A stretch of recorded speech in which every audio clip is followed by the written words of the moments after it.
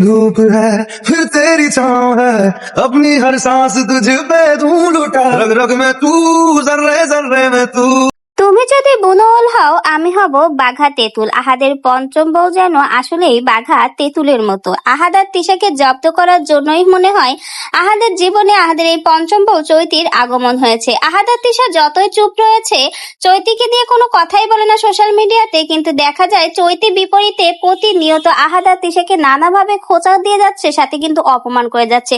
প্রত্যেকদিন নানা রকম ভিডিও আর পোস্ট শেয়ার করছে তাদেরকে টিটকে দিবে। নতুন আবারও আহাদের পঞ্চম বউ চৈতি তিশা এবং আহাদকে নিয়ে নতুন আরো একটা পোস্ট শেয়ার করেছে এবং সাথে একটা ভিডিও শেয়ার করেছে। তো ভিউয়ার্স, পোস্টে কি লিখেছে আসুন সেই পোস্টটা এখন প্রথমে পড়ে নিই। গাইস, নতুন কিছু আসতেছি বলতে বলতে আমি ঘোড়ামুখী ব্রাইডাল শুট করলাম।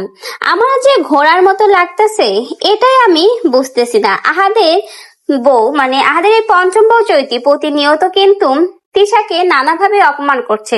রিসেন্টলি তিশা একটা ব্রাইডাল শুট নিয়েছে আর সেই ব্রাইডাল শুটে নাকি তিশাকে ঘোড়ার মতো লাগছে। ভাবা যায় মানে প্রতিনিয়ত তিশাকে টিটকিরি মেরে কথা বলছে আহাদের এই পঞ্চম বউ।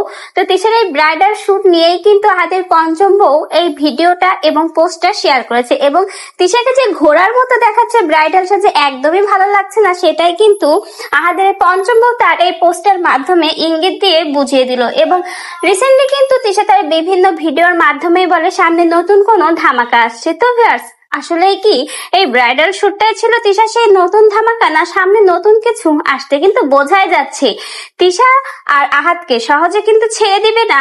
আহাদের এই পঞ্চম বউ চৈতি যেভাবে প্রতিনিয়ত পদে পদে অপমান করছে, বোঝাই যাচ্ছে সামনে আরো অপমানিত হতে হবে আহাদ আর তিশাকে। আহাদ এবার বলতেই হবে যে এই পঞ্চম বিয়ে করে ভালো ভাষায় ফেসে গেছে।